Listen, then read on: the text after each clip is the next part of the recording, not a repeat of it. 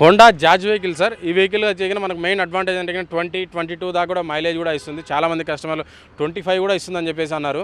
చూసుకుంటే మైలేజ్ పరంగా చాలా అంటే చాలా అడ్వాంటేజ్ ఉంటుంది. లుకింగ్ కూడా మనకు ఎస్యూవీ టైప్ కిందకి వస్తుంది అనమాట. అంటే లుకింగ్ కూడా మనకు ఈ హ్యాచ్ ప్యాక్ సెడాన్ లాగా కాకుండా ఎస్యూవీ లుకింగ్ ఉంటుంది మనకు. ఇది వచ్చేసి మనకు డీజిల్ వెహికల్ అండి. 2015 model 2015 model diesel vehicle, manual transmission అండి. ఓన్లీ 64,000 మాత్రమే డ్రైవ్ అయింది. ఇది genuine meter reading, showroom track ఉందండి వెహికల్. చూసుకుంటే మనకు ఇది వచ్చేసి గ్రే కలర్లో ఉందండి వెహికల్. ఒకసారి మీరు ఇంటీరియర్ అబ్జర్వ్ చేసుకుంటే ఒకసారి ఇంటీరియర్ చూడండి. చాలా అంటే చాలా నీట్గా వెల్ మెయింటైన్డ్ వెహికల్ చేశాడు కస్టమర్.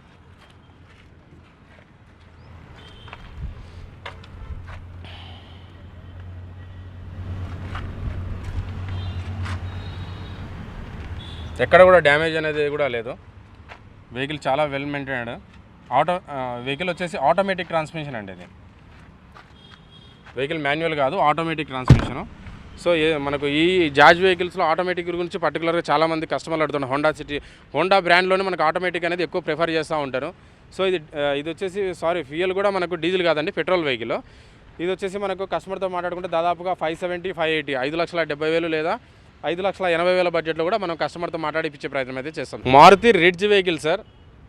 ఇది వచ్చేసి మనకు సేమ్ షిఫ్ట్ ఇంజన్ ఏమైతే ఉంటుందో మనకు సేమ్ యాజ్ ఇట్ ఈస్గా సేమ్ మ్యానుఫ్యాక్చరింగ్ ఇంజన్ అంతా సేమ్ షిఫ్ట్కుండే ఇంజనే ఉంటుంది. దీనికి కూడా మనకు మెయింటెనెన్స్ కూడా చాలా తక్కువ ఉంటుంది. మనకు షిఫ్ట్ ఏ విధంగా అయితే మెయింటెనెన్స్ ఉంటుందో సేమ్ అదే మెయింటెనెన్స్లో ఉంటుంది.